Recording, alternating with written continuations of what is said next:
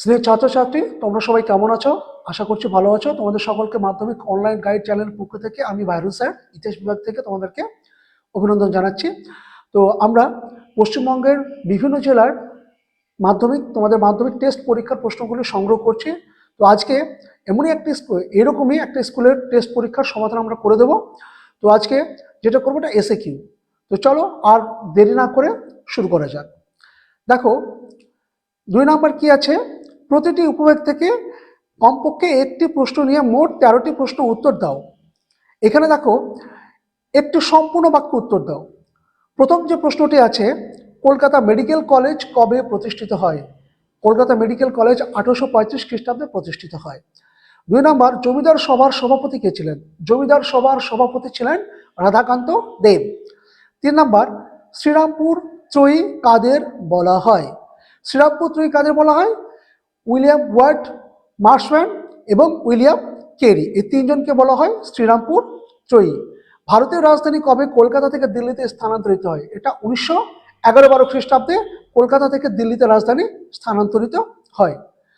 Option B A যাও, দেখো সত্য বা মিথ্যা নির্ণয় করে এখানে আছে। 1 নম্বর প্রশ্ন, বি দাগের, বাংলার মাটি বাংলার জল গানটির রচয়িতা রবীন্দ্রনাথ ঠাকুর। অবশ্যই এটি সত্য। দ্বিতীয় প্রশ্ন বা 2 নম্বর, নিখিল ভারত ট্রেড ইউনিয়ন 1925 সালে প্রতিষ্ঠিত হয়। না, এটা ভুল আছে। নিখিল ভারত ট্রেড ইউনিয়ন এটা 1920 খ্রিস্টাব্দে প্রতিষ্ঠিত হয়। 3 নম্বর, ভারত মাতা চিত্রটির রচয়িতা দেবেন্দ্রনাথ ঠাকুর। এটিও ভুল, এটা হবে অবনীন্দ্রনাথ ঠাকুর। দেখো সি দাগে কি আছে, স্তম্ভ মেলাও আছে। 1 নম্বর চোয়ার বিদ্রোহ, 2 নম্বর বর্তমান ভারত, 3 নম্বর নবগোপাল মিত্র। খ স্তম্ভে কি আছে, সুরেন্দ্রনাথ বন্দ্যোপাধ্যায়। বি হিন্দু মেলা, সি জগন্নাথ ধল, ডি স্বামী বিবেকানন্দ। আচ্ছা, ক স্তম্ভে দেখো চোয়ার বিদ্রোহ, এটা হবে জগন্নাথ ধল। বর্তমান ভারত কার লেখা? স্বামী বিবেকানন্দ, অর্থাৎ অপশন ডি।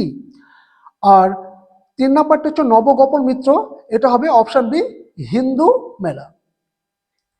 ডি নাম্বার যে প্রশ্নগুলো আছে এগুলো মানচিত্র তোমরা অবশ্যই বাড়িতে প্র্যাকটিস করবে। ই নাম্বারে দেখো বিবৃতিমূলক প্রশ্ন আছে। তো চলো দেখা যাক কি কি আছে। ই নাম্বারের 1 নম্বরের প্রশ্নটি হচ্ছে বিবৃতি, 19 শতকের শেষে ভারতে নীল চাষ প্রায় বন্ধ হয়ে যায়। কি আছে, নীল চাষ অলাভজনক হয়ে পড়ে, নীলের চাহিদা কমে যায়, ইউরোপে কৃত্রিম নীল উৎপাদন শুরু হয়। এখানে সঠিক উত্তরটা হলো সি, অর্থাৎ ইউরোপে কৃত্রিম নীল উৎপাদন শুরু হয়। দ্বিতীয় প্রশ্নটি বিবৃতি কি আছে, ভারতের ইতিহাসের স্বাধীনতা প্রাপ্তির পরবর্তী 5 বছর পুনর্বাসনের যুগ নামে পরিচিত। এ এই সময় পুনর্বাসনের পরিকল্পনা রচিত হয়। বি স্বাধীনতার প্রথম 5 বছর উদ্বাস্তুদের স্থান ও পুনর্বাসনের উপর জোর দেওয়া হয়। সি স্বাধীনতার পর গৃহহীন ভারতীয়দের পুনর্বাসনের ব্যবস্থা করা হয়। এখানে উত্তরটি হবে অপশন বি। কি আছে, স্বাধীনতার পর প্রথম 5 বছর উদ্বাস্তুদের ত্রাণ ও পুনর্বাসনের উপর জোর দেওয়া হয়। আজকের আলোচনা শেষ বা তৃতীয় যে প্রশ্নটি সেটি হলো, সাঁওতাল বিদ্রোহের প্রধান কারণ ছিল। এ সাঁওতালরা ছিল খুব উগ্র প্রকৃতির। বি সাঁওতালরা ইংরেজদের পছন্দ করতেন না। সি সাঁওতালের উপর জমিদার মহাজনদের ব্যাপক শোষণ নিপীড়ন। এখানে যে অপশনগুলি আছে ব্যাখ্যার, তার মধ্যে সঠিক উত্তরটি হলো অপশন সি। তো ছাত্রছাত্রী, এই ছিল তোমাদের আজকে আলোচনা। দেখা হচ্ছে পরবর্তী ভিডিওতে। ততক্ষণ তোমরা ভালো থেকো, সুস্থ থেকো। ধন্যবাদ।